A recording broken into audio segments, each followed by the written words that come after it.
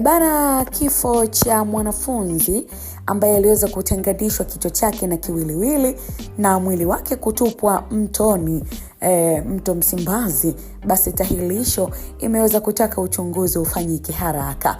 Karibu sana mtazamaji, tuangazie habari za kijamii ambako jumuiya ya wanafunzi wa taasisi za elimu ya juu nchini Tanzania TAHLISHO imelishauri na kulitaka jeshi la polisi nchini kufanya uchunguzi wa kina wa haki na wa haraka ili kubaini mazingira ambayo yalipelekea kifo cha mwanafunzi wa chuo cha usimamizi wa fedha IFM James Temba. Marehemu anadaiwa kuuawa na kisha mwili wake kutupwa katika mto Msimbazi, eneo la Baraguda jijini Dar es Salaam, tukio ambalo limezua taharuki, simanzi kubwa miongoni mwa wasomi na jamii kwa ujumla. Akizungumza kupitia taarifa rasmi ya salamu za pole iliyotolewa, Rais wa TAHLISHO Bwana Godfrey Kiliba ameeleza kusikitishwa kwake na kitendo hicho cha kikatili.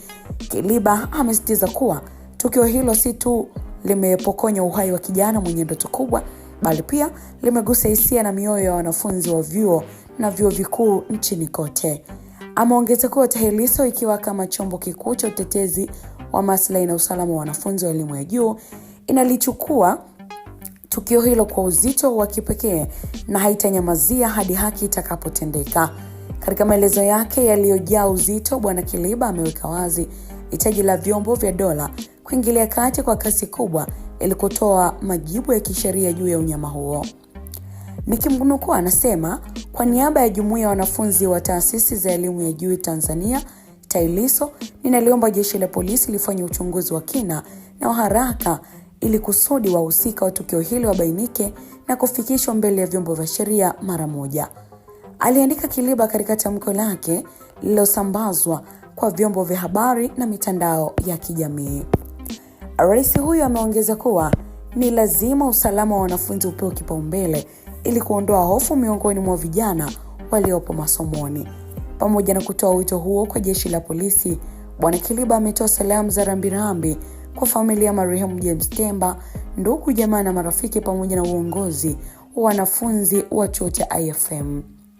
Ameeleza kuwa mshikamano ni muhimu katika kipindi hiki kigumu ili kuhakikisha kuwa familia inapata faraja huku taratibu za kisheria zikiendelea.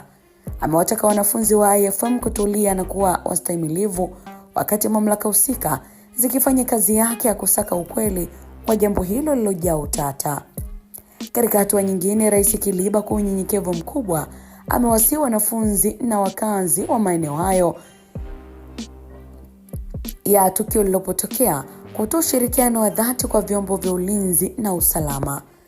Amesema kuwa siri ya mafanikio ya uchunguzi wote wa jinai ipo katika taarifa za kweli kutoka kwa jamii, lakini pia amewahimiza wenye taarifa zozote ziwe ndogo au kubwa kutosita kuziwasilisha, bali kuziwasilisha kwa jeshi la polisi ili kufanikisha kukamatwa kwa watu waliohusika na mauaji hayo ya kinyama yaliyotokea Tabata.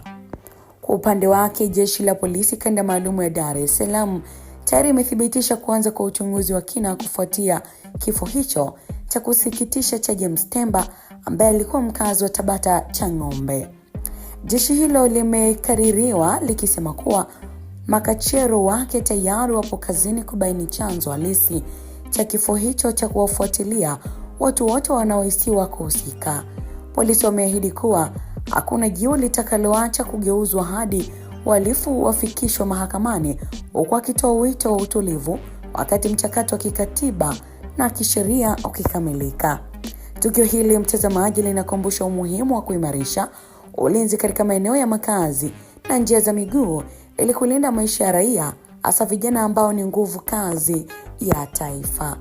Nitamati taarifa hii mtazamaji, na tuendelea kukupa update mbalimbali kwa kile ambacho kitaendelea kujiri hususani katika tukio hili.